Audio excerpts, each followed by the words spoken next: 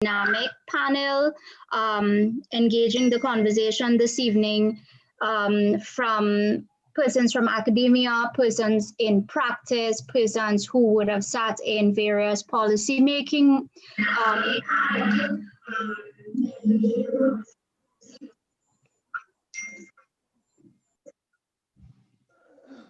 I apologize for that, guys. So as I was saying, we do have an esteemed panel of persons who comes with a wealth of experience, and I want to encourage conversations. I want to encourage interactions as per the outreach responsibility of the University of the West Indies.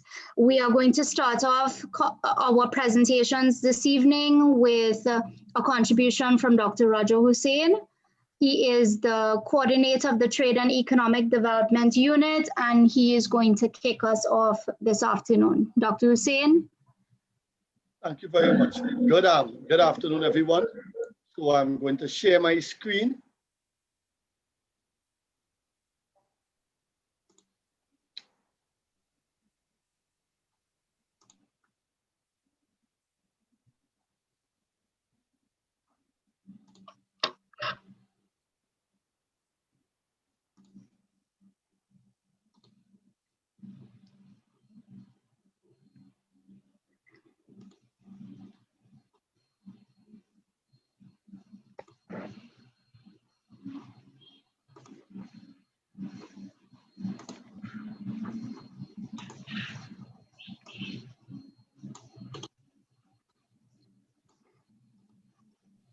Hello, Rebecca. Are you all seeing my screen? I'm seeing the first page. Funding right, good. So I wasn't hearing any feedback. Thank you, Dr. Tiwari. So I'm going to continue. So good afternoon, everyone. I take matters related to GATE very seriously. You know, I remember when I now came back from England, fresh, newly minted PhD student, and we were approached at the university. I can't remember the person's name now from the Ministry of Education. I suspect Fazal might remember as we go along and mention. And she approached the university, and Dr. Tiwari called me in and said, well, we need to design so and so. I said, I don't want to do that. I am not interested in those kind of things. I want to do theoretical work. And he gave me a conversation that, well, you know, you have to do these kind of things for country building and things. And I said, well, you know, Dr. Tiwari, I am not interested in that. But I trusted his judgment, and I went along with it. 3 years later, they decided to move from dollar for dollar, 3 to 4 years later, to GATE, full GATE. So the same person from the Ministry of Education, I can't remember her name, pleasant lady, came to the university. And are you all hearing me? Yes, Dr. Hussain, we are hearing you. Yeah. I see like Fazal was saying something, but I'm not hearing him. Anyway. No, I was just saying it might have been one of the persons there would have been Teresa Davidson at the time. Right, Teresa, yes, you are correct. You are correct. Thank you, Fazal. Welcome. So I said to Dr. Tiwari and then Dean Hamid Ghani that, listen, I don't want to be involved in this GATE thing and this dollar for dollar thing. That is not my style. I, as a trade specialist, I want to write on partial equilibrium modeling. And again, in this, usually he does, Dr. Tiwari pulled myself, Martin Franklin, who is on the chat as well, and he did the survey work. And he said, let us do it. So we went about doing it. And, you know, today, though, 15 years after, you feel a great sense of accomplishment in part that you made a contribution to national development. I didn't appreciate it at first. I thought personally it was just a waste of my time. I didn't want to contribute to things like that. And I must say that Dr. Tiwari taught me a lot on those things, and Martin Franklin was really, really good with the statistical work. So having said all that preamble, about 2010 though, I started to relook at the GATE model, and I said to the population, listen, something is wrong here. This funding formula, although it moved from half to full funding, something is wrong here. And we continued along that road for about 5 years, and we started to produce more and more tertiary level education graduates. We expanded the width. I believe somewhere around 2011, there was a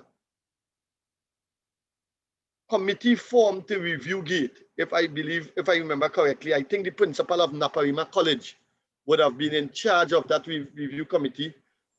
And I was always surprised that they never consulted me. So here it is, I am thinking that, fooling myself and saying that I understand the mechanics of this thing the best in the world.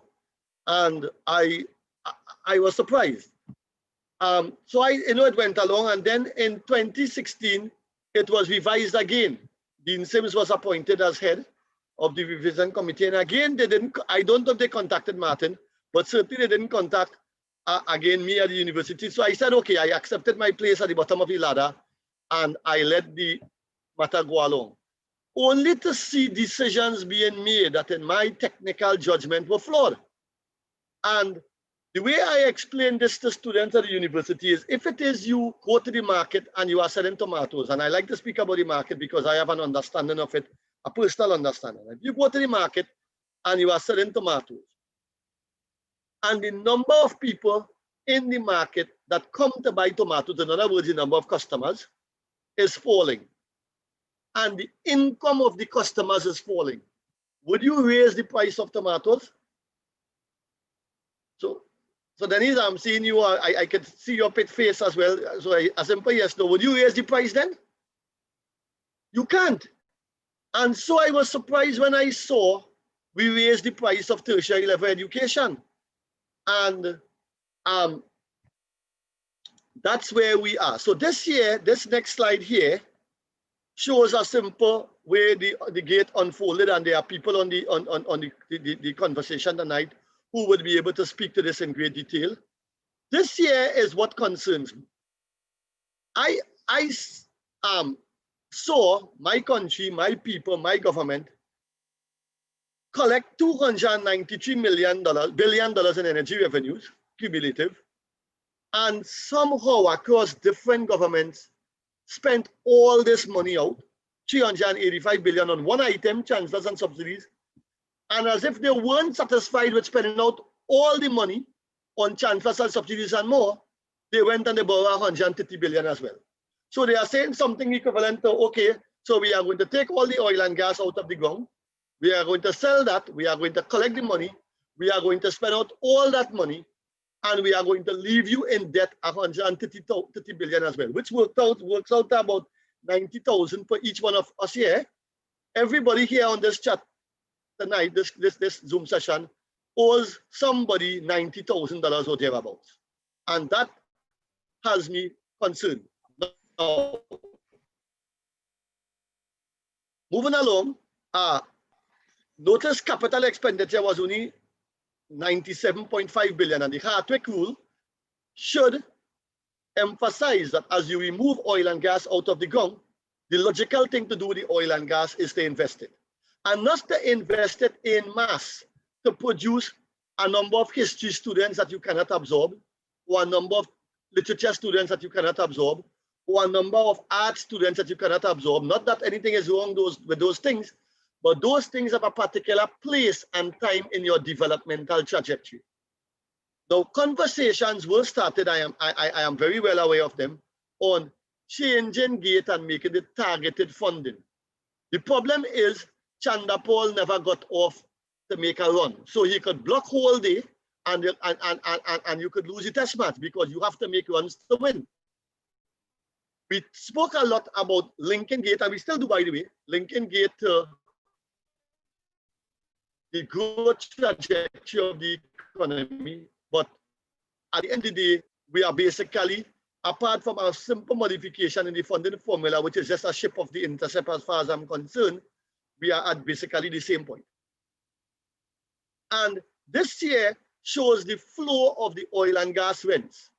Now, even before hindsight, even before 2020, from around 2008 up to about 2017, we spoke about some of these matters, and the HSF contribution, I felt, was a place we could have put money and then draw down on the interest from the HSF to beef up tertiary level education.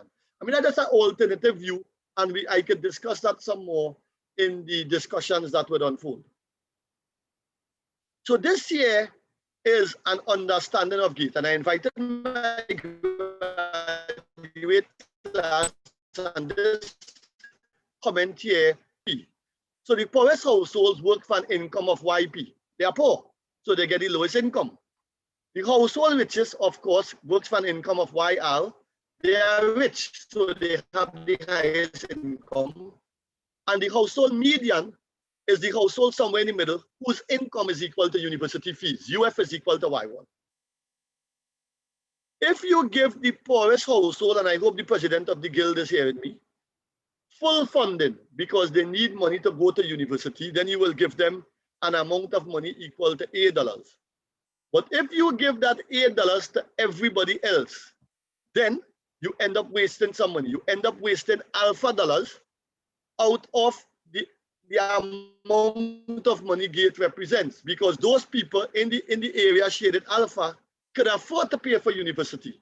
So we end up in a dilemma where we overfund. And what did the students do with the GATE extra funds? Well, from my observations, and me and Martin Franklin actually verified this via empirical work, and Dr. Tertiary, they bought rituals coffee. They bought cars with spinning rims.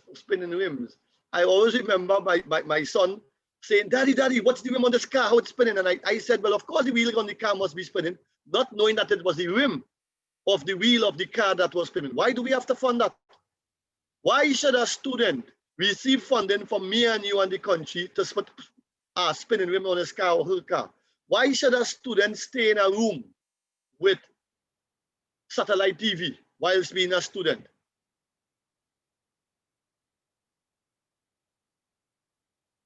And then came this piece of results here from the last household budgetary survey, not the one that was discredited in 2015 for a number of reasons, from the one in 2008-2009, that GATE funding was accessed mainly by higher income households. So that got me thinking, so hold on. This GATE formula is being accessed mainly by higher income households. So that's something that we should be concerned about, because it means in the current configuration, universal funding was implicitly favoring the rich. And we put that out in the public domain, and it didn't reach fertile ground.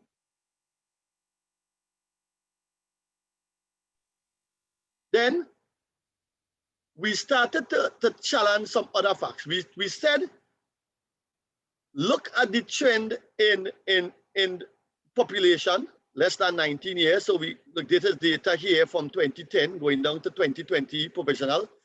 So you know that is falling. So if you are selling tomatoes in the market and the number of people that could buy tomatoes is falling, then you have to do something to attract people to buy tomatoes. You can't raise price to chase people away from buying tomatoes. And similarly, if it is the people who can buy, who come to the market, have less and less money in their pocket, as shown by real GDP growth percent or GDP per capita US dollars falling, then you have to be careful. You have to try to find a means to get them to buy more, not raise the price and let them buy less. And so this takes me to this diagram here, where in 2011, 2012, the university was at the optimal in terms of enrollment.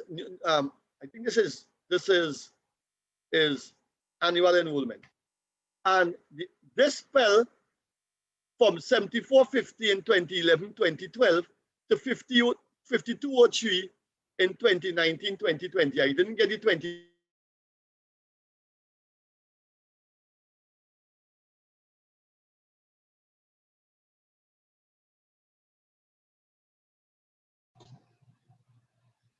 Hi, Dr. Hussain, are you hearing me?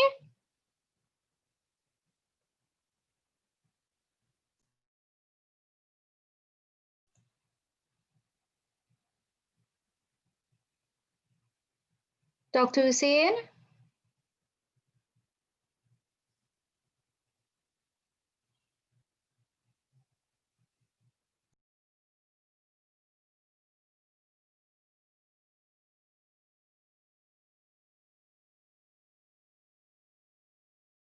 Hi, everyone. I apologize for that. I think Dr. Hussain accidentally got,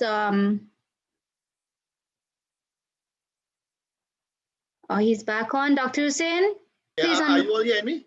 Yes, we Right. lost you there for a minute. Yeah, so raising the fees in this decreasing population and decreasing income environment help to move the demand curve leftwards and then move you along that demand curve. And so it leaves the university with spare capacity. Now, I want to make it clear that the views expressed here in this conversation is solely that of Raja Hussain, an independent economist, rather than the views linked to any other entity anywhere else. And so I would like to suggest that the time has come to change the funding formula. I've been making this suggestion a little while now. The funding formula can either take the form of a graduate tax, or it can take the form of an income contingent loan, and they are reasonably similar. The income contingent loan is one in which you receive free education at the point of matriculating, and once you graduate and you get a job above a certain income level, you repay the loan. And why do I say that you have to repay the loan? I say that you have to repay the loan because tertiary level education at this point in Trinidad and Tobago is much more of a merit good, where the individual benefits, than a public good, where the country benefits even more than the individual. So with those few opening comments and words, I say thank you, and I will wait for some questions later on. Over to you, Rebecca. Thank you very much, Dr. Hussain, for the contextual discussion. I'm going to hand over now to Mr. Karim. He is, as we all know, a former minister who would have sat in that place of really being able to influence policy on tertiary education. And I want to invite him to make his contribution. I would like to invite our guests to either use the chat forum to submit their questions, or alternatively, you can hold all your questions to the end of all of the presentations where you can direct them accordingly to each one of the panelists. Mr. Karim, please go ahead to offer your presentation. Thank you very much, Rebecca. Are you seeing me and are you seeing the slide as yet? Yes, sir, I am. All right, thank you very much. Let me just start by saying a very good evening to my colleagues on the panel, and to particularly thank Dr. Hussain for asking me to share this evening's presentation with the other colleagues, Dr. Tiwari, Warren, and of course, Denise Demen, who is here with us. I will try to, what I plan to do is to just go through some slides, and like Roger would have indicated, we will then be able to elaborate on it during the Q&A session.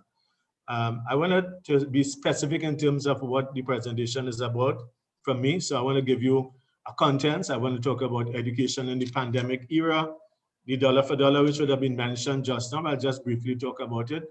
GATE, as I would have seen, is an investment, and that is what we looked at, as opposed to a cost, while the cost is also important, particularly when you're tallying the cost-benefit analysis of education and training. I want to look at a GATE advocate, change of heart that we would have had from the policy decision makers, student enrollment. I will just give you some of that. And I think one of the things I want to leave with the listeners and the viewers and my colleagues is what I call the GATE reset. And I am resetting GATE in the context of G, governance, A, access, T, technology, and E, entrepreneurship. With respect to the education in the pandemic era, we know this is and I think Roger makes reference to this all the time, this is a really new normal. In my lifetime, and I'm sure those of my colleagues as well, we have never seen anything like this in the world. The world has really been flipped upside down. And it's sometimes very traumatic for people to come to terms with and even to cope with. So in this pandemic era, what we are looking at is the new job creation. And that is where I'm going to be looking at in terms of the history of GATE to some extent and the future of GATE. We're going to be looking at digital expansion because we are seeing an expansion in home-based and remote learning, and particularly in the context of lifelong learning. The upskilling through traineeships for new or mid-career job seekers, and the upskilling of the self-employed. Many persons, and they live very close to me in my community where, where I was born and grew up. A lot of them don't know where the next meal is coming from. They are scared to go to work to find out that there's a letter waiting for them saying that this is their last day. And I think one of the other important aspects of this situation in the pandemic era is research. The sustained need for research and development, innovation and business startups to spur economic activity. The other thing, and I will just briefly go through this quickly because Dr. Hussain would have started with it. When we talk about dollar for dollar, and I know Dr. Tiwari and yourself are very familiar, and I recall the dollar for dollar time, I was a part of that committee. It started under the Ministry of Human Development, Youth and Culture, which was headed at that time by Mr. Ganga Singh. And in 2000, what we had was the World Economic Forum in Senegal, Africa, that spoke about moving the participation rate in the tertiary sector from 5% at that time in 2000 to be attained by 20% in 2007. And we know the history of GATE started in 2004, and that would have replaced the dollar for dollar and the expansion thereafter. And then we would have seen a review of the GATE program in 2016. So that is just to give you a little bit of the extended introduction of the GATE from dollar for dollar. I am always reminded of a statement by Benjamin Franklin, who looked at, we can look at GATE as a sunk cost or an investment. We can look at GATE as a sunk cost or an investment. And Benjamin Franklin said, and I quote, "An investment in knowledge pays the best interest." And I don't think anybody will dispute that. And in my conversations later on, I'll explain to you and I'll share with you some of my personal experiences. When we look at the GATE investment from 2004 onwards, we would have seen to the current situation, almost $8.7 billion of taxpayers' money went into GATE in 17 years.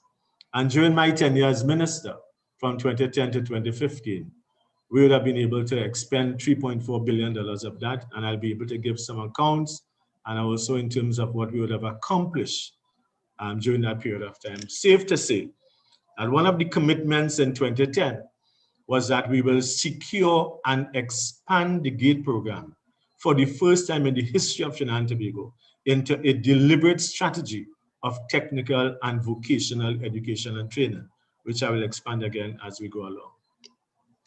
I think one of the things I wanted to talk about is just to remind us about this GATE advocate. There's one person who was an advocate for GATE, and I will just read the first line.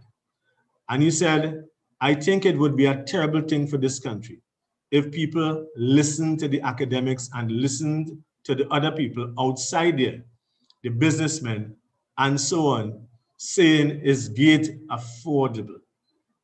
And you will be able to read off the screen. I will not deliberate too long in terms of reading it.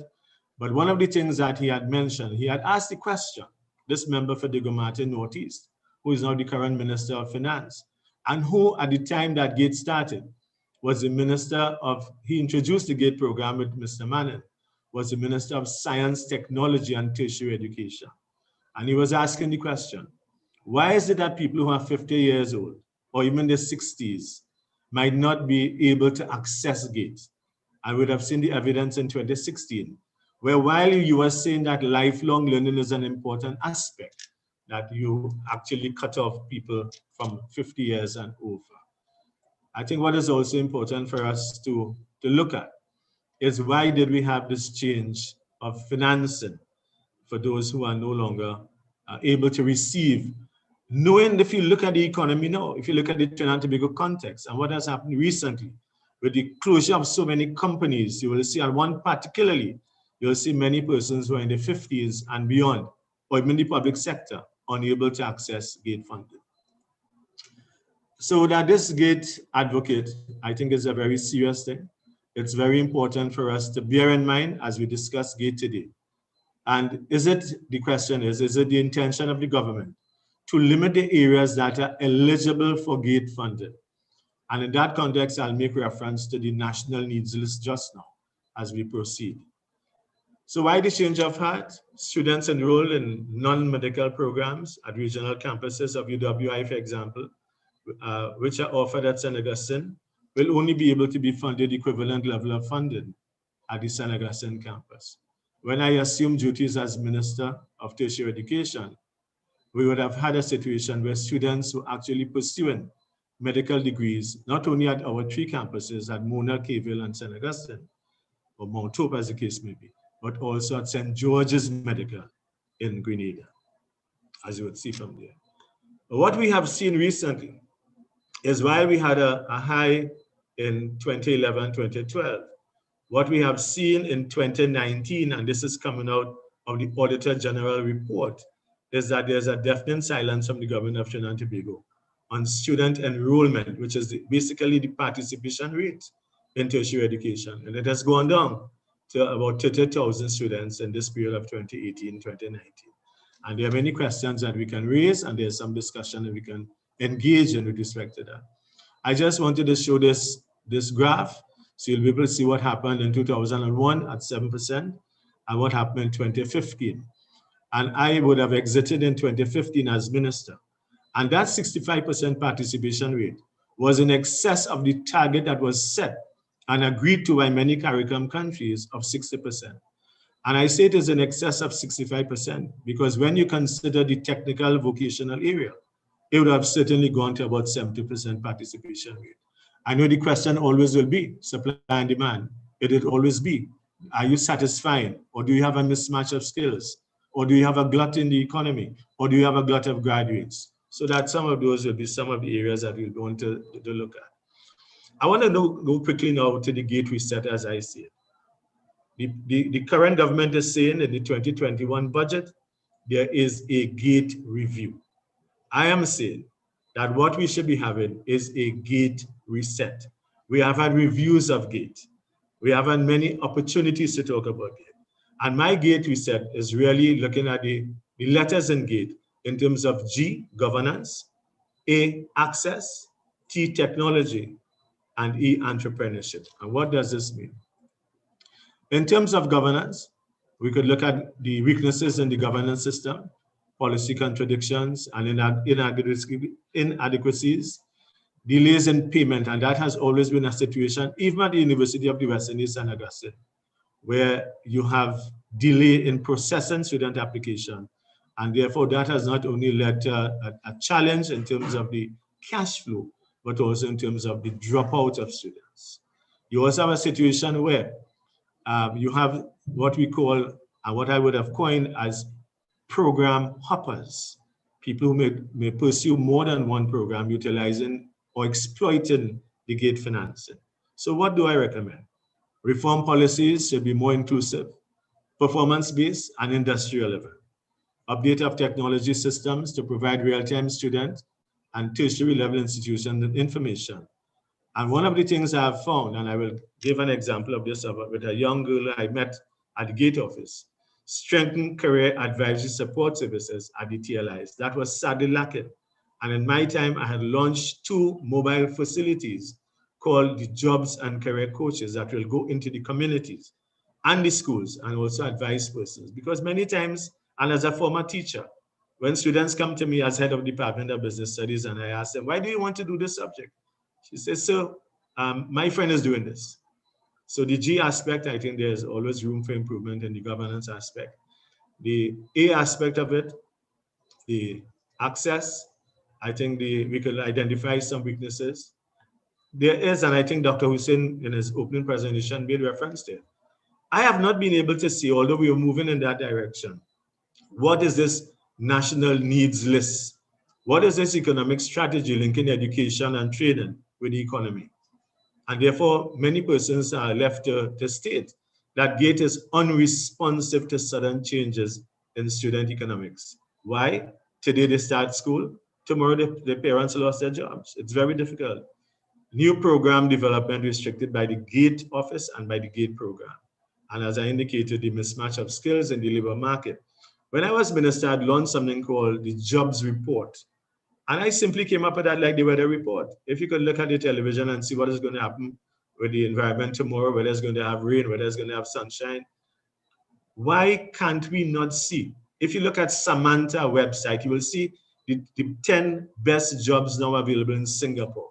And why is it impossible for Trinidad and Tobago to do that? How will we advise students as to what to study in 3 years, 5 years, 10 years, or whatever have you? So my recommendations are integrate national economic planning to a very important aspect, manpower planning and investment. That is sadly lacking. Ensure GATE funding eligibility can be adjusted to account for current student realities. And sometimes there might be alterations or deviations in programs. And in some cases, when I did my courses, you might have electives that might be added or mandatory subjects. Provide incentives to industry and institutions to develop new programs aligned to the market. And provide, as a matter of fact, I am just reminded to tell you that on the University of the West Indies compound, we had launched a CWRD through the 9th Economic Development Fund of $10 million. And the CWRD is the Center for Workforce Research and Development that would have given us and the country real-time information with respect to what the workforce requires. We should also provide increased support for TechVoc and in terms of research and applied learning. I always believe there should not be the lack of parity of esteem. Education and training should be, like we said in Bloom's taxonomy, whether it is affective domain, whether it is the psychomotor domain, or whether it is anything else in terms of the cognitive domain. But it should be relevant and responsive to the needs. And this brings me to the T, in the GATE reset, technology weaknesses, that GATE is unprepared to fund and monitor online learning. That is very absent, and you even have the deficiency in terms of online learning. Some are exposed to it, and that's why I wrote an article recently, Education for Some. What about the MOOCs, the massive open online courses? When I was minister, we brought down Coursera here. We signed an agreement with Coursera. We signed an agreement with Salman Khan of Palo Alto and the Khan Academy. We were looking at edX, and therefore nothing happened significantly except what did we hear? There's now a statement that is made that YTEP, the Youth Training Employment Partnership Program Limited, is being funded to access courses of Coursera. So what are my recommendations? Well, we can provide 100% funding for online programs, and this is where the quality aspect is going to be ensured. And there must also be, in terms of the technology, ensuring that we monitor GATE expenditure. While we say there's a difference between registration and accreditation, these training providers must be held to account, and they must ensure that they are accounting for taxpayers' money and ensure that they are audited. And it must be something that is cognizant for the entire country.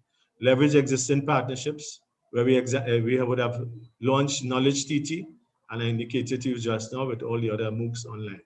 And very importantly, as I conclude this part of the presentation, encourage participation in emerging technology areas such as data analytics, Industry 4.0, and artificial intelligence. Entrepreneurship, that's always spoken of. And since I was doing economics at Presidential San Fernando, in those days and reading a textbook of economics by J.L. Hansen, you would have been hearing about the entrepreneur. But the graduate glut unemployment and underemployment continues not only here, but in other parts of the world. And we're now seeing that in more desperate ways with the presence of the pandemic. An oversupply of graduates with declining public sector jobs. And I think Dr. Hussein would have made mention of this to some extent. What do we recommend? That we encourage TLIs to redesign the curriculum to focus on the entrepreneurial mindset. Encourage TLIs, tertiary level institutions, to engage in multidisciplinary program participation, and encourage the creation of entrepreneurial universities and ecosystems, not just talk, but ensuring that we walk that talk. So the GATE reset really should remain relevant, and to do so, we must move from government to governance, from assistance to access, from tuition to technology, and from expenses to entrepreneurship. We must continue to invest in people. We must invest in our population. And we don't have to wait for the end of the pandemic. This will not be with us for the rest of the world and for the lifetime of the world. And therefore, I see education and training as an investment in our people, our country, to ensure that we can be proud of the accomplishments. And if Singapore, with 274 square miles, could do it, we can do it in Trinidad and Tobago. I thank you very much. Thank you very much, Mr. Karim, for your contribution. Definitely, we recognize and there is a need to ensure that there are ample changes to the institutional infrastructures that exist in order to transition our population into that fourth industrial revolution. Ms. Deming, I'm going to hand over to you now. Thank you very much, Rebecca, and thank you very much. I'm really happy to be part of this panel, and I just want to thank Dr. Hussain for organizing these panels. Just about 7 months ago, our Friday evenings would have been otherwise occupied, but we've had a significant demonstration that people have an interest in having serious discussion. So thank you very much for having the foresight to bring this kind of discussion to the table frequently. Both Dr. Hussain and my friend Fazal has really given us an excellent context for looking at the topic this evening, which talks about tertiary level education and funding of tertiary level education. And I want to point out, there are just 3 simple points that I wish to make. And I want to point out that one of the sins of our country is a lack of continuity across administrations. And the whole GATE funding issue is suffering because of a lack of continuity, and because, again, once governments change or administrations change, we tend to throw out the baby with the bathwater, and we end up not having any kind of continuity and not being able to say, well, you know, this is what was achieved under in the last situation, and this is what we can achieve. How can we grow? How can we expand on it? So that this attitude of continuity is something that, as a population, I think we have to hold administrations accountable and ensure that there is some level of continuity. Because, I mean, it's a moot point whether dollar for dollar was better than GATE, but the objective is the same. The objective is to have a far more enlightened and educated citizenry. So that's the first point that I wish to make. The second point that I wish to make is that any discussion about tertiary level education would be incomplete without a discussion and a focus on TechVoc. And Fazal indicated, he spoke about that. And I just want to add a little more to that, to say that, you know, this post-COVID period is going to be with us for a long time. The economy is going to shrink. Foreign exchange will be scarce. So we have to focus a little more on repair and reuse. And it's a point that a lot of people just don't seem to understand or to see as important.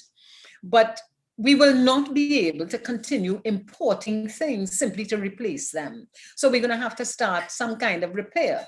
That means our TechVoc area has to have a more crisp focus on how do we prepare our people to be able to repair and reuse. That means some level of credentialing. But in addition to the credentialing, while you're thinking of that, you have to implement systems, processes, and procedures to ensure that if I want an electrician, I know where to find him, I know what certificate to ask him if he has, and then I know if I can use him. At the moment, anybody who's involved in anything to do with home repair, you realize that the people, the skills and the trades that we need, most of them are not credentialed and most of them are not licensed, and there's no place you can go to say, well, okay, what is the standard that they are being held to? The third point that I wish to make, and it's a point that I make all the time, which is the question of intentionality. If we do not have a goal and a focus, then we are wasting time. What is the intention of the government for 5 years? What kind of skills do we need? What kind of citizens do we need? What kind of people do we need? Do we need more lawyers? I think not.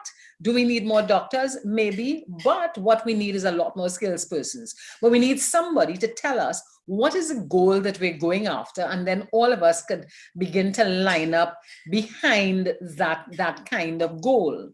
Now, to me, education, the role of education is to provide citizens. If I had to assess the extent to which we have provided citizens in the past 40 years of education or whatever the education, I would have to say that we've done badly, because there is no sense of understanding that we are interdependent. There's no sense of understanding that the entire ecosystem that we operate in requires that we take care of each other. It requires that we do not litter, and littering is one of the things that I often talk about. And recently I observed on a walking trail that we now have masks being disposed at the side of the trail. And you may ask yourself, what does that have to do with the issue of tertiary level education? I'm using that as what happens if you are educated. If you are educated, you become a citizen and you care for your environment. In an island economy, we have to start looking at things like that. The final point I wish to make is that the issue of free education is not free. It is paid for by taxpayers. I am very thankful that in the 60s, there was the Concordat and there was Common Entrance. Were it not for Common Entrance and that Concordat, I would have not attended Holy Name Convent. And I came from what is today described as a ghetto, East Dry River. Had it not been for some availability of education that was paid for by the taxpayer, I don't know where I would have been today. And I'm certainly very thankful that the taxpayers educated me so that I was able to use that as a lever to move from where I was to where I am now. And just to summarize, the 3 points that I've made is that, one, there's a lack of continuity, and we have to hold our governments accountable and responsible for ensuring that there's continuity across administrations. The second point was that when we talk about tertiary level education, we cannot ignore TechVoc. And the third point that I wish to leave with you is the issue of, if we don't know where we are going, this discussion tonight is a moot discussion. It would be lovely, but we will come back and have this discussion again in another, I don't know, month, year, whatever. So my wish is that a lot of the people who are in leadership will accept and understand that we live in a beautiful place. We have a lot of potential. All we have to do is to plan our business and organize and implement. So with those few words, thank you very much. And I wish to hand back over to Rebecca.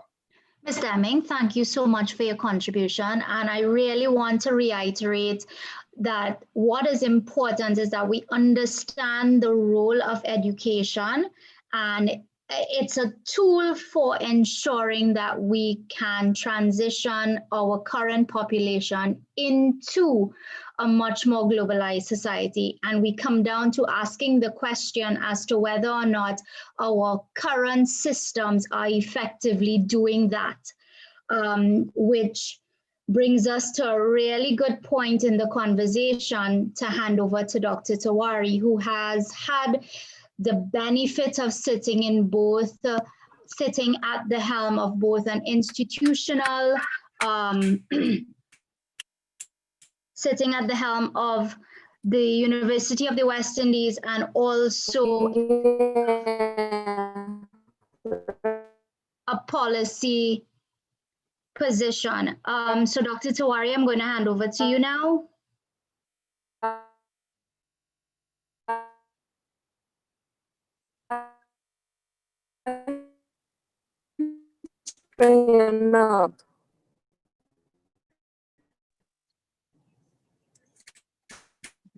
Are you hearing me now, Rebecca? Yes, Dr. Tawari, I am hearing you. Please proceed. Okay. Good evening, everybody. I want to say that I enjoyed Denise's presentation. It was very pointed and crisp and basically focused on the need that after we talk, if you do not plan, you do not organize, you do not implement, you're not going to get anything done. And the other important 5 points that she made, she said 3, but she really made 5. They were important and they are all connected. Her take on the financial aspect, because that is the main focus today, was that really it is the taxpayers who pay, even if government spends the money or allocates the money. And in that sense, although she didn't precisely make that point, I think she is making the case, because the issue of whether it's a cost or investment was raised by both Roger and Fazal, and I want to say hello to both of them as well, and hello to you, Denise. It's important to, from her point of view, to see the taxpayers' expenditure as allocated by the government as meeting a priority that is important to the development process of the country. And I think that's the point that she is making, using her own example of her being a beneficiary who was then able to contribute. So that is one way of looking at the financing. I think all 3 of my colleagues, Fazal and Roger, agree that education is an investment. And even if it is a cost, it is a calculated cost that has to do with investing for development. But I think that a couple of questions arise. If it is an investment, what is the best way to invest in education? And who are the stakeholders in this investment and why? And the second thing is that Roger raised something, which is the investment too high for the state to continue to bear? That's to say, at the tertiary level, because he argues that the student is the main beneficiary and therefore it is a private good, not a public good, and that it should be funded by some mechanism in order to ensure that everybody can have access, but it should be repaid by the student as a graduate, either in the form of taxes or alternatively as a repayment of a contingent loan.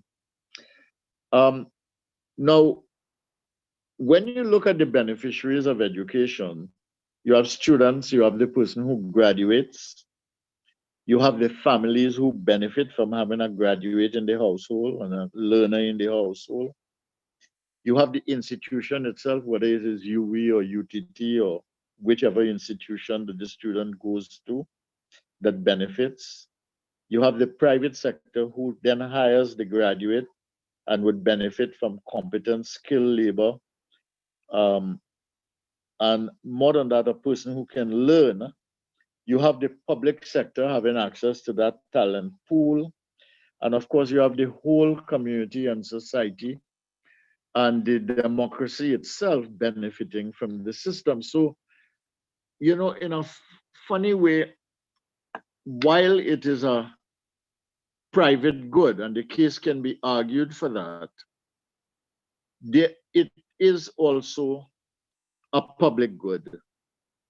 And there are shared beneficiaries in the process of giving an individual or large numbers of individuals an education. And the question is, should we look at the beneficiary stakeholdership and then look at the funding mechanism and align it to suit those things? I want to suggest that as one way of proceeding, rather than saying the taxpayer pays, government by policy makes the allocation, or saying that the state funds, or saying that the individual should pay because it's a private good. Could we take a kind of shareholder and stakeholder model, looking at the beneficial effect of tertiary education, and then looking at the funding mechanism and aligning it to suit that, recognizing that you are not dealing with equal citizens in terms of income or capacity, and therefore you will have to have mechanisms in place to deal with that particular situation. Now, that is an approach I took in 2009 in a paper I was asked to do, and which involved a great deal of consultation with educators in island nations across the world. And this was done for UNESCO in 2009. The paper does exist and it can be looked at. The other thing is that when you look at the structure of education here, focusing on primary and secondary first, I know that there's preschool and all of that. That is also paid for by and large by the state, unless you have private options. The primary education is paid for by the state. The secondary education is also paid for by the state. And this is regardless of whether the church is involved or private entities are involved, etc. And tertiary education, initially, the state supported state institutions. In the first instance, all the governments of the region supported the regional institutions. And then when national institutions emerged, in our case like COSTAT and UTT, the government had to expand its support to not only UE, but UTT and also COSTAT. And more than that, when GATE funding emerged, what happened was that the GATE funding expanded to all tertiary institutions, whether it was private, that is to say a denominational, or whether in fact it was meant to be a commercial enterprise that was involved in education. And the question that arises is, if the taxpayer is paying or the state is paying, and you have state-funded institutions, and you have, in addition to that, at the tertiary level, support for individual students, do we need to have some kind of rethinking and rationalization of what it is we are doing, why we are doing it, how we are going to do it, and how much we are going to spend, and where we will not spend part of the funding that we have allocated for tertiary education support. I don't want to go into dollar for dollar, and GATE, Roger has gone into the history and Fazal made mention of it. But I want to ask a basic question. Since we are rethinking, we are in COVID now, everything is in disarray. Everything is being rethought. We have to do things differently. We have to rethink the way we do things. I want to ask the basic question. Why should the state support tertiary education? And should this support go beyond state institutions? First of all, what in that scenario would be the role of private institutions and the relationship of the state to private institutions as far as funding is concerned? And the third question would be, what is the best way to support students, given what I said about the multiplicity of beneficiaries who basically reap the benefits of a student getting to the point of becoming a graduate and going out into the workplace and into the society. Is it desirable for the state to pay or to facilitate access to all who wish to access education regardless of ability to pay? I think all of us would answer yes. You do not want to have a situation in which someone who desires an education cannot benefit from it because they do not have the money. So that is a matter that must be dealt with. So could we have a solution in which the state through the taxpayer pays part, in which you have a shared cost mechanism for financing each of the students, and we then determine what does the student pay and when the student pays it? Roger, for instance, says that no payment takes place by the student at the beginning, but you can pay at the end when you graduate and you get a job, and you could then pay it either in terms of tax or repay the loan. And then you can determine how the students pay, whether it is in fact a loan repayment or taxation. And then the whole issue of what is fair given an unequal society, and the business of recognizing that a graduate becomes, you might say, a privileged citizen in the society, and it would not be unreasonable to ask that graduate to pay for the financing of education if such financing, if such repayment, if such tax would go into the perpetual financing year by year of new students into the system as they need it. Now, the other thing is that the financing situation or question is very real for institutions. UE has a financing problem right now. So does UTT. So does COSTAT. And I suspect the whole range of private sector or privately run institutions as well.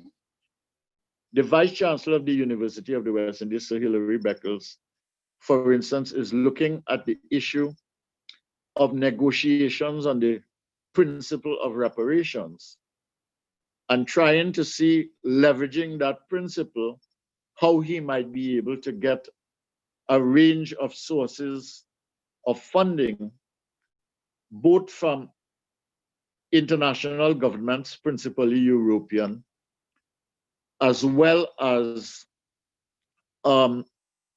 institutions, university institutions abroad, as well as private sector philanthropists who would be willing to contribute to that. Now, I wish him well in this enterprise. I don't know if it will be successful, but certainly institutional strength and institutional financing becomes important. Some people have talked about the triple helix model in which you have a mix of government, private sector, and university financing, both for research and for students. The principle, of course, being, again, as I was arguing the case, that you have multiple beneficiaries in a society from a knowledge system, which a university is, and which tertiary educational institutions as research and delivery institutions actually deliver to the society. Fazal mentioned entrepreneurial universities. Now, I happen to have had direct and personal experience with the IOB before it became Arthur Lockjack. And that was a profitable institution, a self-financing institution with no state funding from the year 1992 until I left there 8 years later in 2000. It was a profitable institution, and on the basis of fees, but supported by GATE from 2004, it was able to become a self-financing institution.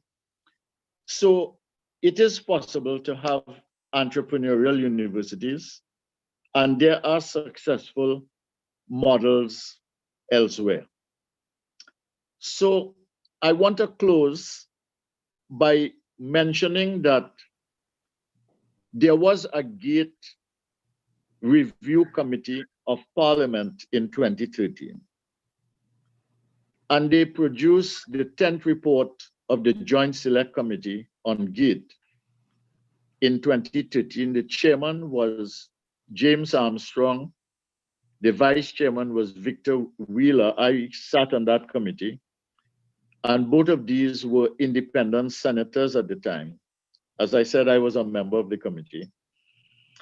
And what that what the recommendation that that committee made at the time, and I quote from it, from page 16, notwithstanding streamlining GATE for effectiveness. I think Fazal Karim was Minister of Tertiary Education at the time. In fact, I'm sure he was. And he had begun the streamlining process with GATE. But the recommendation was that notwithstanding streamlining GATE for effectiveness, consideration should be given to the longer-term issue of sustainability of GATE as a financial support system and investment mechanism in higher education in Trinidad and Tobago. So that the idea was that you'd have to look at GATE and look at the pool of funds that was being used for that purpose. And then you would look at other things. You would look at your manpower planning strategy in relation to your strategic plan for the country and your diversification agenda. You would look at the number of students that were being attracted to tertiary education and the fields that they were going into. And you would then, on the basis of that and other rational inputs, make some thoughtful decision about how much funding you would give to tertiary education support directly to the student, regardless of what you did in other areas. And you would then, in that thoughtful way, on the basis of rational analysis, come up with a plan that would ultimately benefit the development process and the development strategy for Trinidad and Tobago.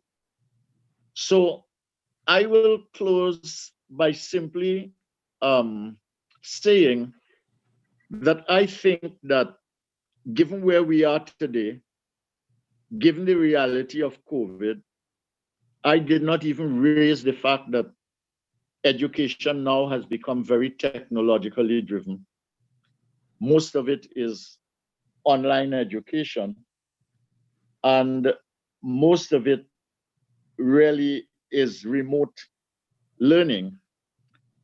And what this means is that the whole educational enterprise and how we do it, how we organize it, how we rethink it, requires of us some dedicated time and attention and thinking.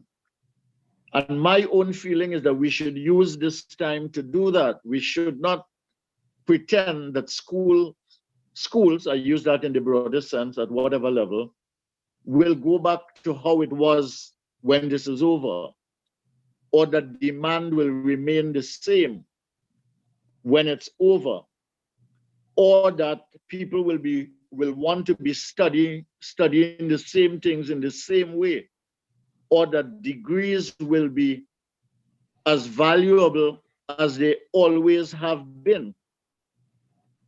Because I think all of us know that many faculties and departments and approaches to education, let's say in management and business and so on, are being very negatively affected. They have been for some time.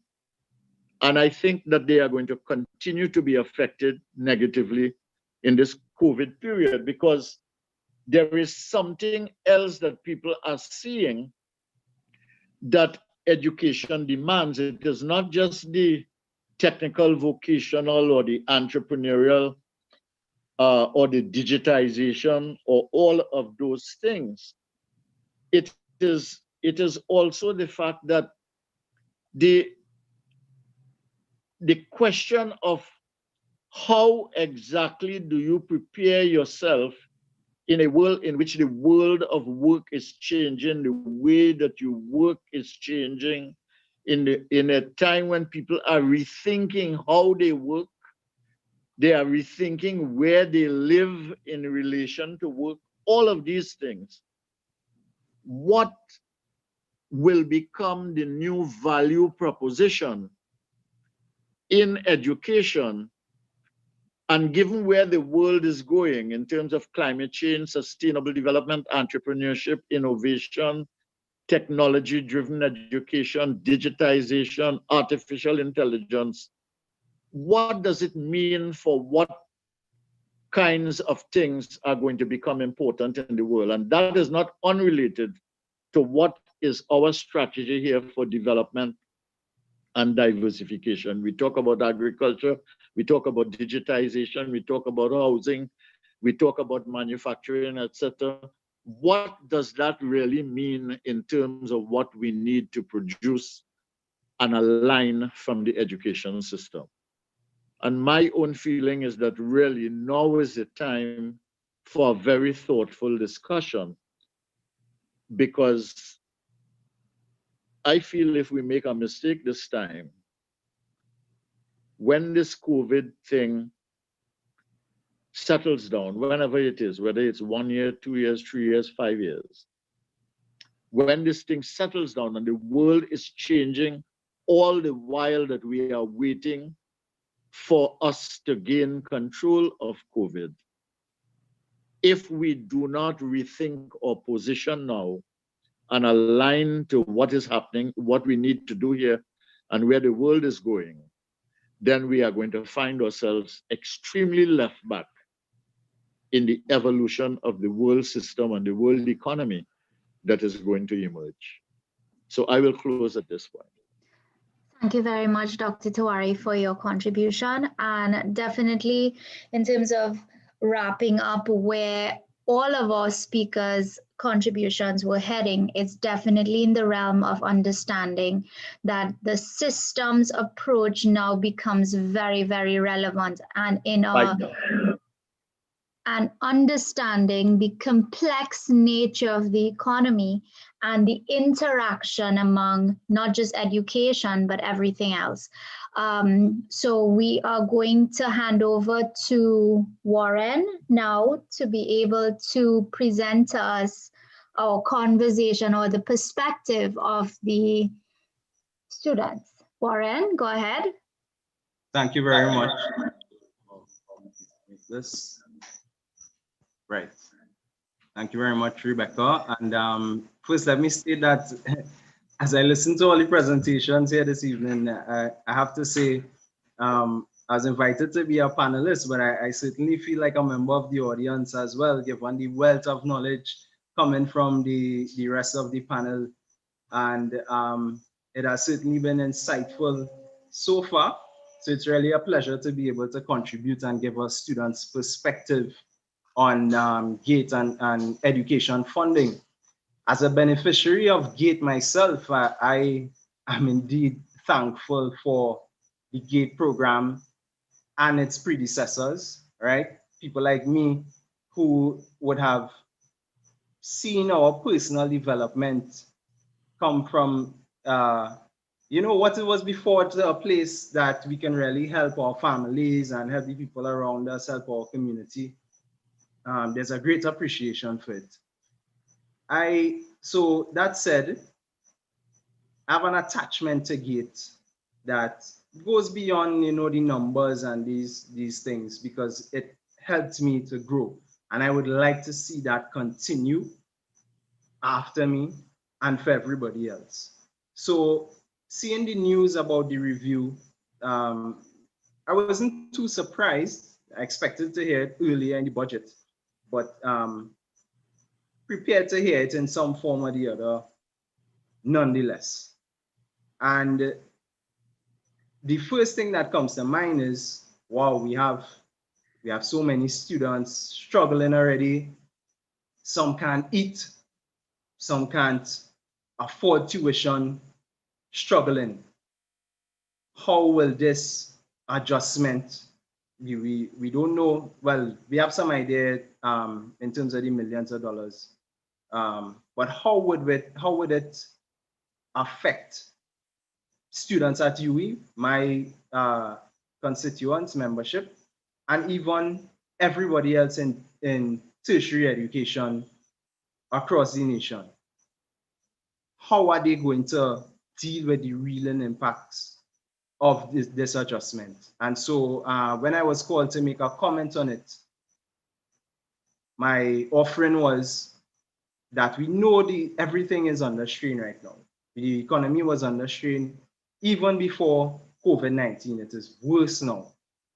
So any adjustment to be made, we at least need some kind of period for those in the system right now to make decisions about themselves and their family, right? As we try to cope with the changes, right? But another question that had to come to mind, if I was being honest, if we were to march on the government now to seek some kind of impact, some kind of buy-in from all the stakeholders, seeing the public as our largest stakeholder, what kind of support would we get? Would we end up in a situation where, as students, we're talking on our own behalf and we're coming off selfish, right? Would we get public buy-in, our largest stakeholder? And so in reflecting upon this question, I came up with some other questions, of course, applying the Socratic method. But unfortunately, in the discussions that I had, the answer tended more towards no. Conversations like these that we are having on GATE, etc., and we have in the education space, have always faced a risk of staying within an echo chamber. And they come off as self-serving to some. And I'm saying this coming from a place of being, I live at Powder Magazine Phase 2 in Kukurit. I was the president of the board here for some time, the youngest president after. And so I always challenge my colleagues at UE in certain conversations that we're having. And there's a statement I use as an acid test, and I say, I wonder if I go outside on the block, what these fellas and these young ladies gonna think about this conversation and what their input in it is going to be. How do they see conversations like this coming up and they immediately just lock off? Because yeah, it might be my business as a taxpayer, but I ain't really business about all this drama that these people at UE and whatever education institution talking about. So I had to accept the great loss that we suffer as a society, which comes down to one thing. There's a loss of confidence in education by our society. And I may not have the slides and the figures like Dr. Hossain to back it up. It's anecdotal at best. However, I've seen the conversations on social media. I've been in the conversations as well. And so you realize that there's a growing disdain for people in education because there's a belief that the educated fool is dominant, is predominant. There's a belief that we cannot deliver on the reason we even being funded for education in the first place. Certainly, if we cannot come up with alignments to education and national objectives, certainly if we cannot be responsive, this may hold true in the minds of the average citizen. But let's examine some of the possible reasons for this loss of confidence, or maybe even an exacerbation of this loss of confidence. Education as it is right now is too esoteric for many people. We are trapped in the echo chambers, as I said before, and it doesn't tend to escape and come down to a level where everybody could participate, where we can get this buy-in from society at large. Yes, we are diverse and people hold different opinions, right? But it should be, if education was proven, providing the evidence to the common man that we are delivering, perhaps we would be able to get more buy-in, right? And so there's a place for education in the communication of our goals. I can't understand what you're telling me about these objectives and these directives if it isn't delivered to me in a palatable format and in a way that I see it directly affecting me. The tower of knowledge is so tall now, right? And as we participate in it on a day-to-day basis, it seems as if there's a lack of consideration for how we deliver the outputs to the common man, right? So one thing that is missing, even for participants in education, on the younger side of the spectrum especially, is a restating and a consistent vocalization of the mission. Why am I even in school? Do I myself have faith that we need GATE? And I'm saying me, speaking on behalf of the general student population, or am I just going to sit back and take it as it comes? Because I myself, I don't really have a full understanding of my place in the entire system. The messaging that we project, should we break it down, should we make things less esoteric, should seek to certainly be combative against things like racism, tribalism, and the other negative challenges that we have as a society. Certainly, we cannot unify on something like education if we're dealing with these things on a day-to-day basis, these battles, community battles, personal battles. So we need to consider how we break down education, the messaging about education. The next point I want to touch on is the lack of meritocracy. Why would I, as a common man and woman on the street, want to see my tax money go into education when I have witnessed my family educate themselves and face nepotism at the workplace, face the glass ceilings, face all these other attitudes and values that hold us back, using the bureaucracy as an excuse. Why is it when the government change or the administration changes, and I was hired by one administration, I have to face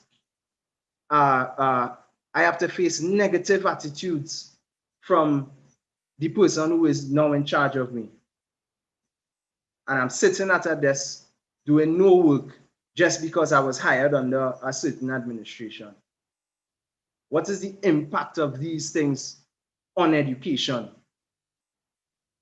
Why, after coming through years of schooling, doing my degree, doing my master's, I come to a place of employment. I believe in the national development, and I have come here to offer my service, but I have to face this because somebody got some power and they want to use it in a negative way on me because of whatever perceptions they have.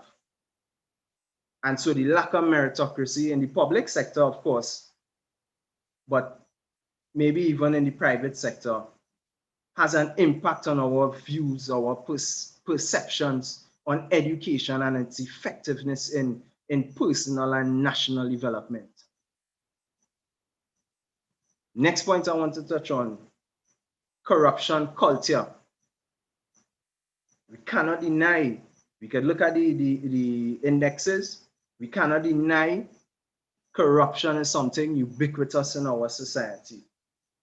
And it is so bad that one would think, well, maybe if we let generations pass on, that hopefully the young people would come up and replace the system of corruption. But we all know culture is a hard thing to break. It usually is either challenged by shocks in the system or stringent measures that exist over a long period of time with the will, a strong will to change it. How far are we as a nation in dealing with corruption? So you have young people now going into organizations, if they're so lucky, to meet a culture of corruption and to meet a stifling of their creativity, so much so that they want a return on their education. And if this is the culture, I come in with my my high morals and everything, but I spend all these years on my education and I'm not seeing the direct return on this huge investment that I made. It stands to reason that the person with the weak morality might tend towards getting absorbed into this culture of corruption. And so whereas we think some of us are hopeful and we say, listen, this thing might die out in a few years, this thing might die out in a few decades. No, I've seen it with my own two eyes. Where we have young people feeling desperate, feeling hopeless, seeing the lack of power that they have, even having achieved their education, they jump on the bandwagon. And so the trend continues. So why educate, or why invest in education as general citizen of the public when I'm not seeing, or I myself, I'm not seeing the direct returns? The next point I want to touch on is the super focus on money as a driver for development. Those of us who are old enough to be familiar with the Calypso by the Mighty Sparrow and education, it warns us that without an education, we fall victim to a harsh life of poverty And so, as an extension of that, not blaming the Calypso, of course, but all I grew up hearing about education is that I would be able to get a good job. Without an education, I can get a good job. And that's all it came down to for me. Because that is all I'm hearing in the communication, the messaging, that's all it comes down to. So I enter the education system, the tertiary education system, thinking the job is the only goal that I have. I need to get this job because I have to help my family, the money. And if I don't get that money, the loss of faith in me as somebody who could deliver on the prospects of a better life for my family is lost. Where is the drive for national development? Where is the drive for, and this is in the conversations, the things we tell young people about why we need to get educated? Where's the wide spectrum on how education impacts?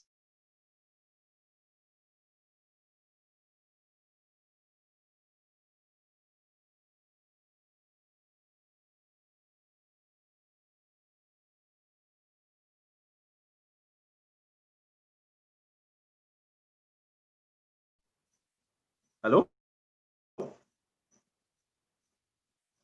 Can you hear me? Am I still? Yes, Warren, go ahead. Okay, thank you. Right, so this super focus on money. And I want to talk about the other side of it, that we have a live example of it happening in our nation, our society right now. If education to me is all about money, if I see alternatives that get me the money anyway, why would I educate? What is the point of it? Perhaps I may rationalize that I could just take my money and invest it in a susu and come out on top. So despite all the book sense, as the common man says, all the MSc and the BSc and the PhD, I still haven't been educated enough or haven't had that faith in national development enough through my education for me to see another way. So instead, I take my dollar and I invest it in the susu, because that is what it comes down to me. Getting a dollar, not getting a cleaner environment, is not an investment. Yes, exactly, Dr. Hussain. You're right, and I am aware of this, and you are aware of this.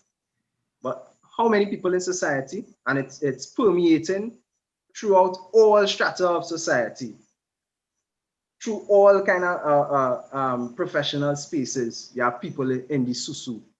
Why? Because they've lost hope in their own ability to generate, to make a better life for themselves and their family. Because the messaging has been about getting a dollar. Yes, economic growth is important, but economic growth how? Right? And so we, on the tongue and the lips of everybody right now, well, for many years, is diversification of the economy, right? But diversify in what ways and towards what? Being a rentier economy and relying on oil for this long, how real is the will of our society to switch from oil or to pursue other alternatives? And not just for the money, but for the realization of our potential as a nation, and certainly through the examination of who we really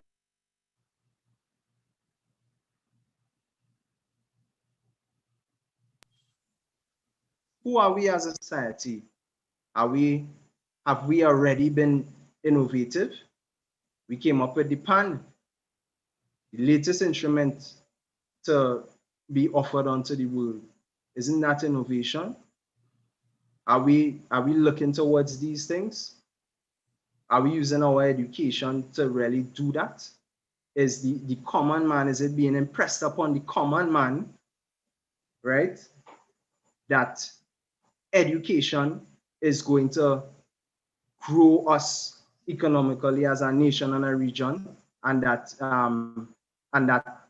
that is where the benefit to our families and our personal development will come from, right? So the super focus on money is holding us back. And I just have 2 more points here. Simply, I see as one of the best recommendations going forward is we need more role models who have won in the direction that we're trying to encourage society to go towards, right? Role models is a thing that helps in national building, in nation building, right? And from where I sit, it seems that we have less and less of a focus on people who have won through education.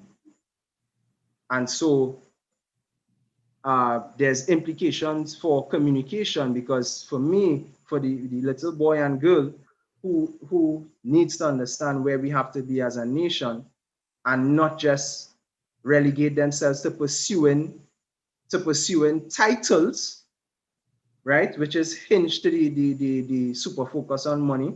I come into education, for me, is just about pursuing a title in an office and not about how I could solve the problems of society, right? We need role models who are saying these things and getting down into the language of the common man. Because now is an age of great misinformation and great distraction. Social media, everything else is great distraction. Everything is dissected. I pick up my phone, I jump on a video here, I jump on a post here, I jump on a meme here, right? We need people who talk this language to come in our communities and tell us face to face the real benefits of education, so that as we grow and we become taxpayers, we know the importance of putting our dollar and investing into programs like GATE or even other alternatives that would help sustain the investment in the future, right? We're well aware that human capital development is important. Looking at the youth as a prime driver for human capital development, certainly as a society, we must depend on young people coming into the thing. Now we're hearing employers saying that COVID degrees aren't worth much, right? We also want to champion an attitude against that. So my final statement is that education is all of our business. And it's not just about formal education, informal education as well. And so we must consider how to bridge that gap too in order to become more responsive, right? Education is also about communication, because the more of us that are educated, is the more of us could get in train with the program. The more of us that could understand, we can understand each other. And the divisiveness cannot separate us when it comes to the national agenda, because we see the relevance in it for us on all levels, right? So the more of us that are educated, right? Certainly the more competitive our economy can be, right? For the region and for the nation, right? But the more of us that are educated is the more we can buy in to the national goals. So far, it seems as if we are too small and too divided to get on board. I tend to disagree, and education is the main tool that we can use this. So we need the funding to be sustained, because it is an investment that may not bear fruit now. It is bearing fruit already, but there's more to come, and we need to sustain the support for it. But certainly that support can only be sustained through a change, a paradigm shift in attitudes and values of society on a whole. And the messaging can't just come from just a select few. We need everybody to buy. Thank you very much, and that is my contribution. Warren and panel, thank you so much for sharing of your time and for your expertise. Ladies and gentlemen, I know that you guys have been waiting to speak directly to the panelists, and I'm going to invite you to raise your hand. I will ask you to unmute your mic and direct your question accordingly. What we will do, we will take questions in batches of 3 to 5. So when your mic is unmuted, you can just indicate who your question is going to be directed to. I noticed that Mr. Kavesh Tata Singh has his hand up. Could you please unmute your mic and direct your questions accordingly? Hi, good night. Good night to the panel. This question here is really for any one of the panel members. Basically, my question basically goes out to Dr. Hussain. What challenges do you see economically if the region is to use the sport industry as a driver, as a mesh between academic and sport? And do you see any challenges with respect to the sport being used as the industry to lead us out from this economic crisis? And do you think it can be effective? Also for Dr. Tiwari, do you think a balance could be formed between the private and public sector with respect to sport being used as a driver for regional integration and for regional development in an academic sense? That is it. Thank you. Mr. Kantating, thank you very much. We do have a question that has come in via our chat medium, and it's of course directed to all of the panelists with the exception of Dr. Hussain. Do you all feel, or can you comment on whether or not you think an income contingent loan can work in the case of the TNT economy? And specifically a question to Mr. Fazal Karim and Dr. Tiwari, who alluded to the system's approach to reset, to rethink tertiary education funding. But that, of course, requires adjustments of our institutional frameworks. What are some of the checklist pillars that need to be put in place in terms of redesigning? And definitely this question can be applied to Ms. Deming as well. So panel, you can please unmute your mic and answer the question that has been directed to you. Dr. Hussain? Can you take the first set of questions, and then we can go in the order of the panel. So in relation to the sports, yes, I think sports could help. I mean, the Caribbean is such a bad state that anywhere we could generate foreign exchange, we should take it. So if we could make better use of our stadiums and our athletes, yes, by all means. In relation to how we should fund tertiary level education, I certainly, and I would like to hear Fazal and Dr. Tiwari's response to this. I don't think that we can afford to fund tertiary education again in the format that we currently are.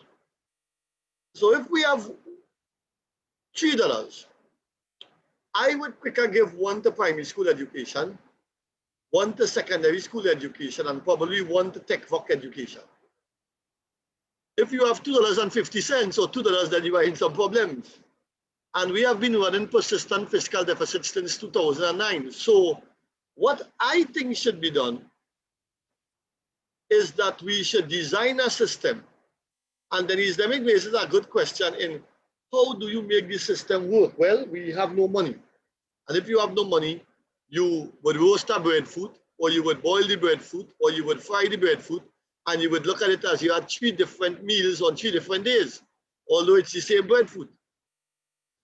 And similarly, if we have no money, I think we would have to concretize the recovery process and let students whose human capital is appreciated by virtue of getting education repay. Now, I am saying that you give them free at the point of matriculation.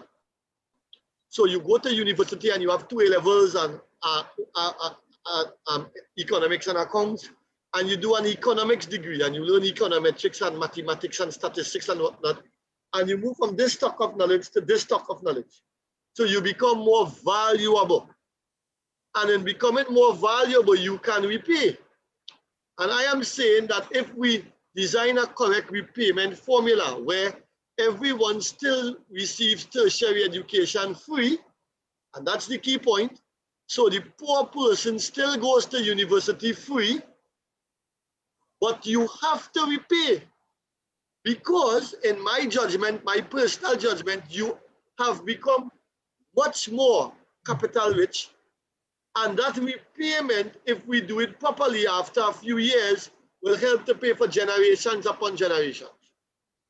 The current funding formula was always unsustainable, and even if we ran it for a while, fair enough, we ran it for a while, but the stock of tertiary level education is now at a certain point to the extent that the number of unemployed university graduates is on the rise. So what do? We have a crisis. We have to do something. And my suggestion is that we consider an income contingent loan or a graduate tax. So instead of paying 25% tax, Warren, you pay 30% tax after you have graduated upon receiving a job. So for example, you work for $1 before you go to university. So you pay 25 cents in tax and you receive 75 cents. After leaving university, you pay 30% tax for 3 or 4 years, but you still go home with $1.05 as compared to 75 cents. To me, that makes sense. I will take that anyway. And I was one of, by the way, when I was involved in the design of GATE, I designed GATE for people like me who had no money at all. So that's my suggestion in terms of the income contingent loan. Others will have their say now. Thank you. Okay. Thank you very much, Dr. Hussain. Mr. Karen? Yes, sure. Thank you very much, Rebecca. Let me just say that this notion of repaying what the government has invested in you has been around for a very long time. As a matter of fact, I remember when my daughter was going to university, I had to pay the student revolving loan. And in some cases, I looked at other students and they moved from graduation to pauperization. One of the things I could tell you about the recent phenomena that we have seen in the United States of America is student loan. And students continue to have an increased amount of difficulty, which has led them to being dropouts before they even graduate. And when they do graduate, the challenge to repay their loans almost blacklists them in terms of their credit rating ability. I want to say that from my perspective, and as a former minister, I want to reiterate, stop GATE no, reset GATE yes. Dr. Hussain talked about the fact that many of our graduates are unemployed. Many of them might be unemployed, but they're not very unemployable. And this reminds me of a book that I would have read when I was in my degree in economics at St. Augustine. And it is called Persistent Poverty by George Beckford.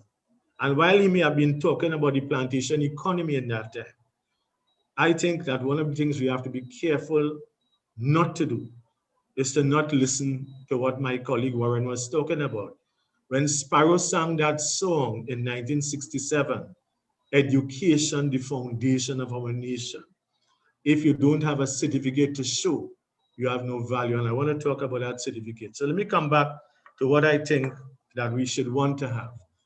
We should not want to have an uneducated society. an unskilled society, an uncertified society. We want to have a society that where we could export our talent. I had the pleasure of visiting and briefly studying in Singapore, and I have seen what knowledge-based societies can do. And if you want to examine knowledge-based society, you can read Professor Sumitra Dutta, who is the architect of the Global Competitiveness and Innovation Index, and particularly the Global Innovation Index. And 3 countries consistently, a couple of years ago, and they probably still do, come in the first 3. And they are Switzerland, Sweden, and Singapore. People are talking about indices as well in our country. And we want to boast about where we are placed, for example, in the GCI. Well, if you examine the GCI, it will tell you about your Global Competitiveness Index, also measured in terms of your potential and your performance in the tertiary sector. And you wouldn't want your country to be too low down that ladder, because one of the implications of that is how do you attract both foreign direct investment and local direct investment. I want to propose today, and one of the things that we had started to do, and I want to continue to say this tonight, is that what we should do is to efficiency the gate system. We have to make it relevant and responsive. I've always had the view, as minister now, and even before that education and training must not be supply driven. It must always be demand led. It is not what we think the economy requires. It is what the economy actually requires. And one of the things that I was doing as minister, and I will continue again to propagate this, is that we have been diversifying the program offerings. We had moved into the automotive sector. We had gone for the first time into expanding the maritime sector with UTT. Many people are talking about building a dry dock facility in La Brea. And you're not even including our national university in the maritime sector. For the first time in the history of this country, we launched an aviation campus. For the first time in the history of this country, we launched a drilling academy, a drilling school. And if I was still there, given what is happening now, 45 minutes away by flight to our neighboring country, that drilling school would have found a space in Georgetown, Guyana, or somewhere nearby. So I think one of the things that we have to also ensure that we do is how do we continue to attract investment?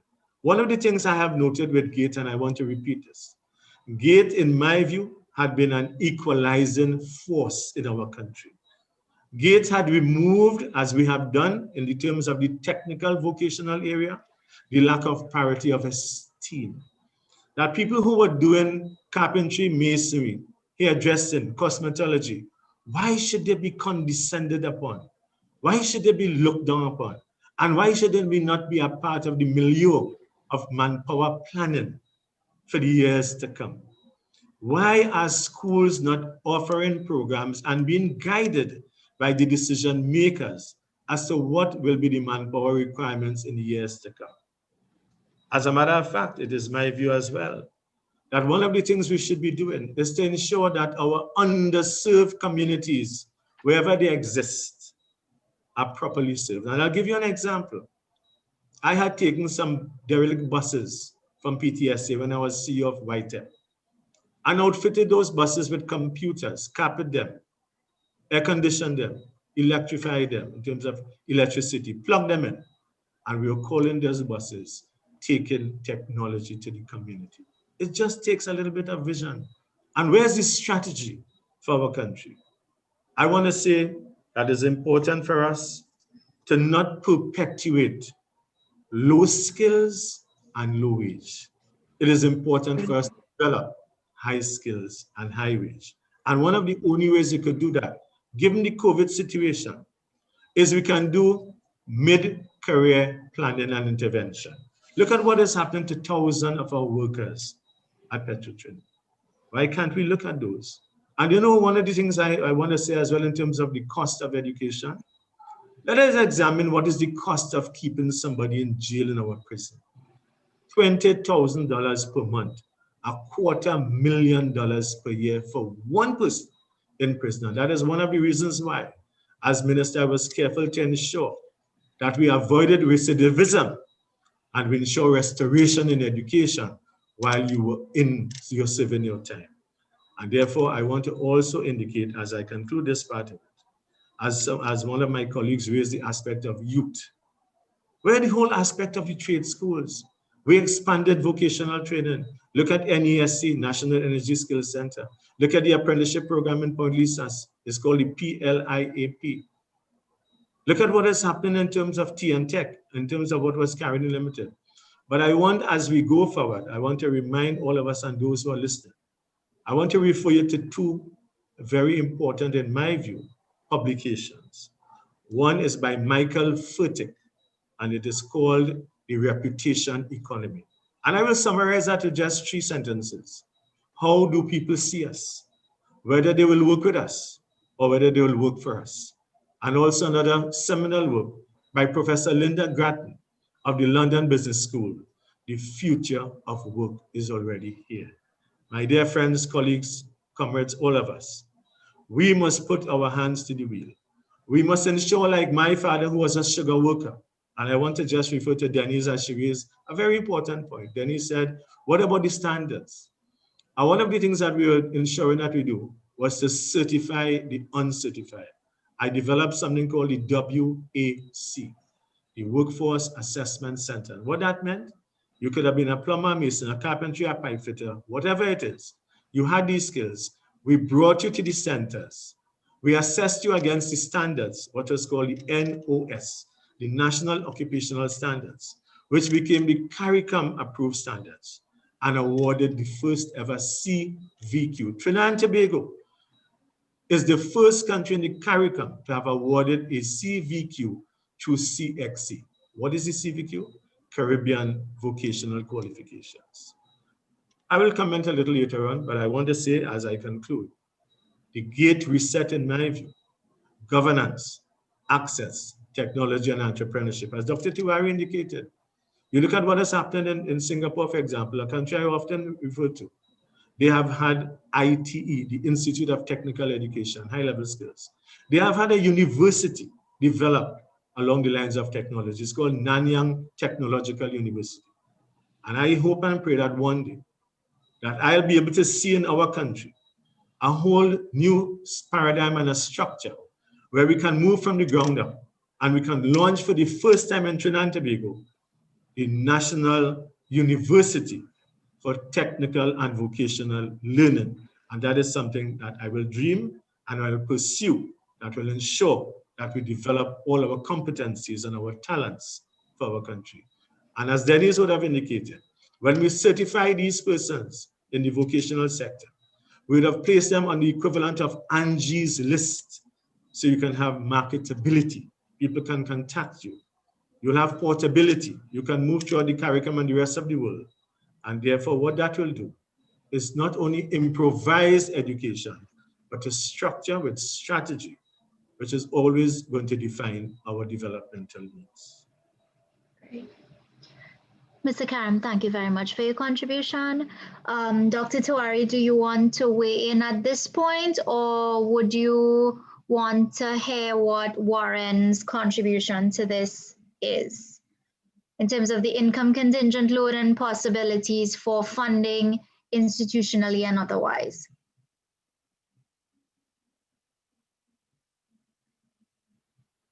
Dr. Tiwari, you have to unmute your mic.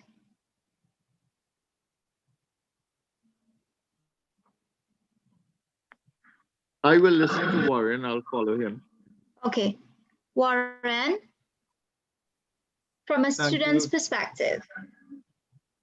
Yes, I see it as a viable track to take. But the question on my mind, listening to it as an option, is how do we, and this is directly coming out to the analogy with the $3, right? How do we value academia in our society and its potential to drive development in our society? And I've sat with this because I see how students move through tertiary education. I believe the best way to move through tertiary education is to come in with an idea from the get-go. And if you don't have an idea of your own, and there are people to set you up with an idea for you to pursue, it changes everything about your tertiary education experience. Because it means that in every class, every example that comes to your notes, that goes up on a board, every chance you get to engage with your lecturer and your tutor is about the pursuit of that idea. So that by the time you're finished with your BSc, your MSc, and certainly if you choose to pursue research, deeper research for that idea at the PhD stage, what you are coming out with is an individual that didn't just go to learn for learning's sake, didn't have a personal mission that aligned to the national agenda, didn't consider from the get-go, what hole am I trying to plug in society, right? And then not just moving through the system, trying to get a job, trying to get that dollar, trying to get to pass the minimum wage, right? Because I don't believe in defunding academia. I believe we need to start communicating the value of academia. And perhaps if we need to consider if academics ourselves consider the value. To me, from where I said the value of academia is taking things that exist in the exploration of our environment, right, and how we interact with each other, breaking things and making anew. Not just innovating, but pushing limits. To me, that is what the academic should be doing. And if the academic ourselves doesn't consider that placement in our in society, then our value will be diminished. Then you will have less investment in tertiary education and more towards tech folk and primary and secondary school, right? But if we have academics who are sitting with our reality now and trying to hack it in order for us to progress, academia will reach its true potential, and we wouldn't see research papers sitting down in the library doing nothing with it. They sit there because they are undervalued. That is the end all be all of it, and it's undervalued. The undervaluation is twofold: from the student's point of view, where the aim is just to finish this paper, and from society, private and public sector, where I want the graduate to just come and work on something I have set aside already, regardless of how archaic it is, regardless of if it doesn't match the demands of the day. I just want somebody to place in my vision. And so, yes, I'm a huge supporter of entrepreneurship, because society, to me, from where I sit, government sustains, entrepreneurs break barriers and take society where it's supposed to be. Entrepreneurs in the pursuit of problems bring unique solutions to problems that can really take us where we're supposed to be in the diversification. And so the academic now should be studying two things. One, how do I become a crack shot at what I am doing to either become an entrepreneur or an intrapreneur? And there's value in intrapreneurship as well. Because if I graduate as the crack shot, I can align myself with perhaps people who graduated with me, or the people who have unique ideas and perhaps don't know how to bring it into fruition. I partner with them. I'm a lawyer. I find the most unique nail technician on the block, and I show them how I could help them protect their intellectual property so that they could become a tourist attraction so that people from Hollywood coming all the way to Trinidad to get their nails done, right? I am a management student. My mission should be either I'm going into an organization to shake things up in management, to show them how to catch up, and I'm proving it. I'm coming out with more than just the degree, which is an assurance that I could do what you are hiring me to do. I'm coming out with ideas and proposals and backgrounds that I've tested during my undergrad and my postgraduate years to show you, listen, these solutions are rigorous enough to make your company better than the competition locally, regionally, and everything. So it comes down to, because yes, we could go towards that the system where graduates, once they reach into a certain income bracket, are paying off gains through education.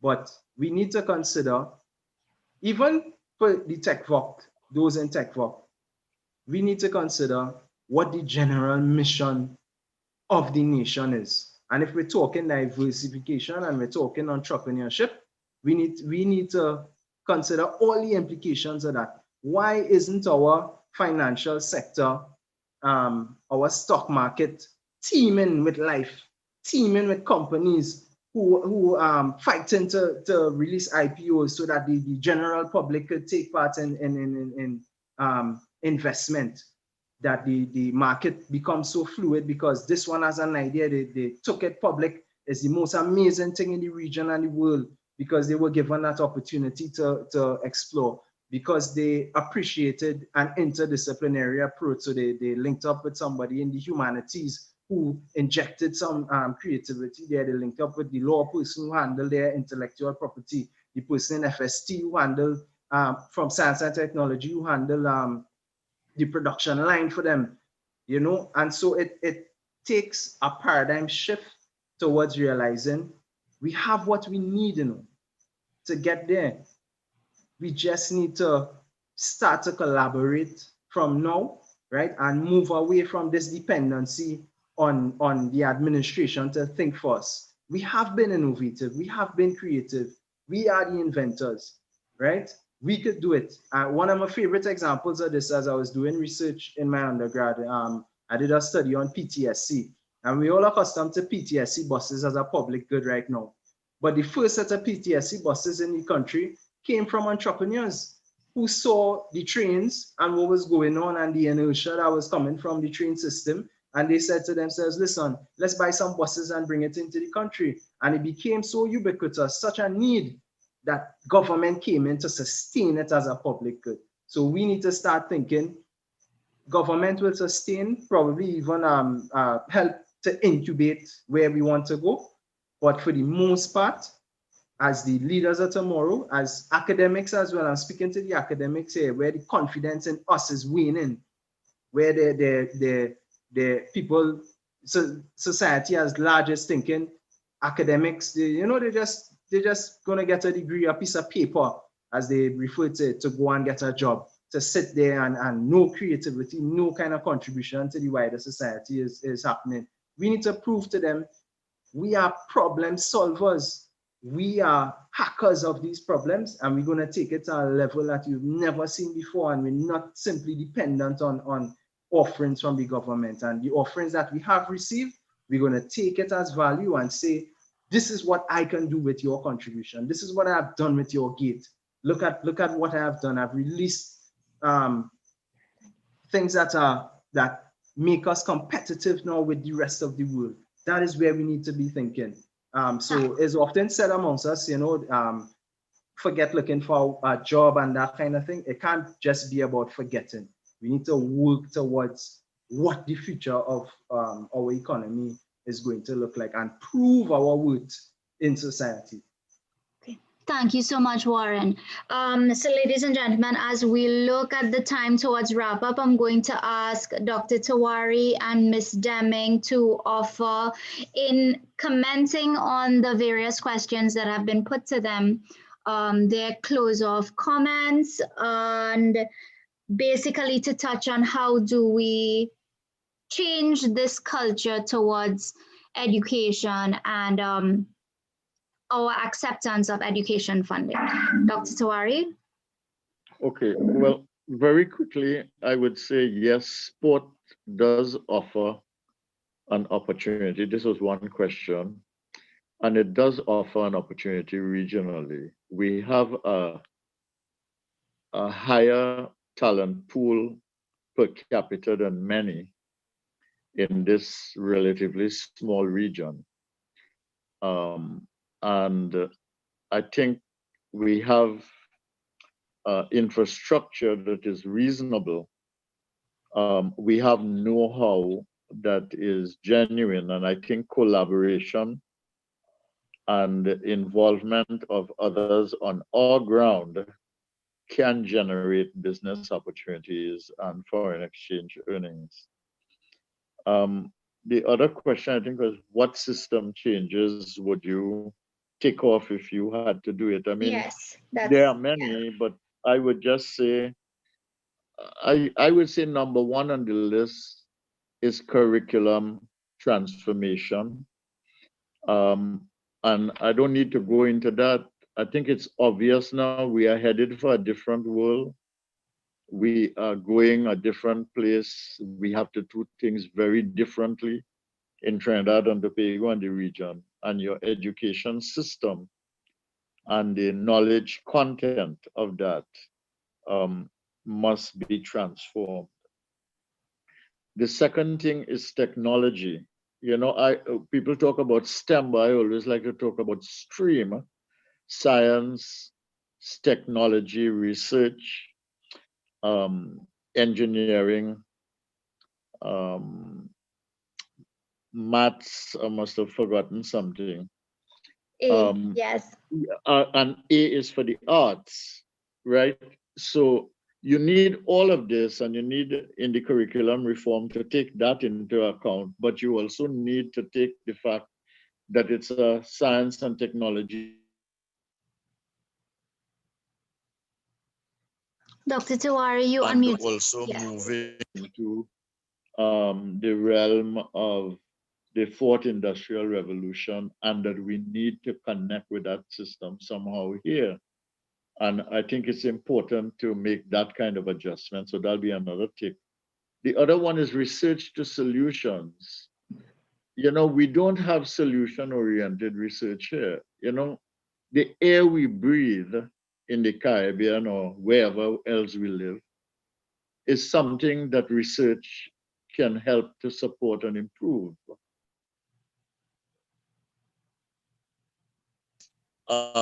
And how we prepare and so on is something that research can help with.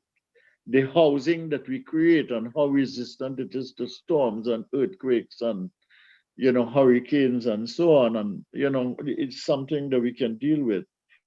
And the flooding problem, you know, we could find an integrated solution to these things. So the issue of research to solutions is something that we need to emphasize. And then the other thing is reform of financing of higher education for value. And I think that does not, that assumes that you're going to have some alignment with the other three things that I mentioned before. So I just want to mention those things. There are many things I could say, but I just want to close on saying that when Warren was speaking the first time, he raised some important points about the value system, which informs the educational decisions of the individual student and the individual student experience. And secondly, the mindset that develops from that. I thought that that was a pretty important thing. And I think he also mentioned a couple of things that I feel is at the heart of the problem of the, what you might call the validity of the education that we are facilitating, and the authenticity of its connection society that we are living in. And when he raised issues like lack of meritocracy, fair society, corruption culture, the focus on money, and how that focus can divert you from education into other money-making things. I thought that he was onto something that had the capacity for some deeper discussion. So I wanted to thank him for that and to commend him on it. And well, I will close at this point. I want to say to all my colleagues, Roger, Denise, Fazal, and you, Rebecca, and Warren, that I really enjoyed the evening and the contributions of everybody. And I want to thank Roger especially for the opportunity to contribute once again. And it's good to see Denise again. I mean, she's been on several things with me. And of course, it's good to see Fazal here. All right. All the Thank you very much, Dr. Tiwari. Have a pleasant evening. Ms. Deming?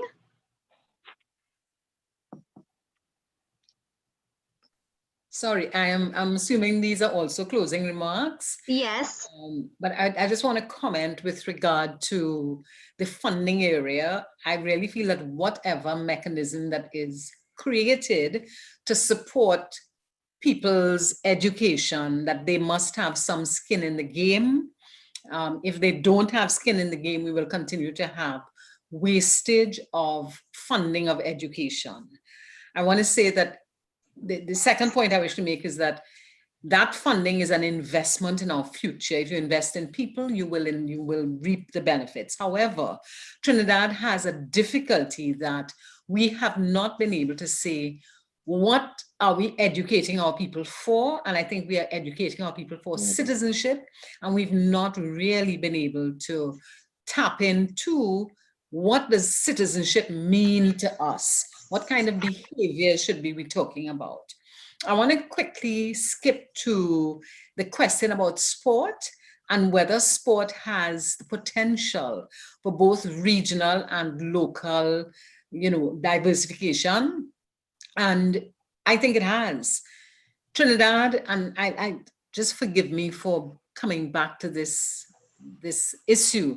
It's not an issue, but Trinidad has had the distinction of building a stadium for netball and winning the World Netball Tournament in the same year. And I happen to have worked with the late Lystra Lewis for a while, and I understood what she did. And what she did was she went and bid for the conference, got the permission to have the conference, came back home, convinced Dr. Eric Williams that she needed a stadium, and promised him that she would put a structure in place to ensure that we have the netball players who could win the competition.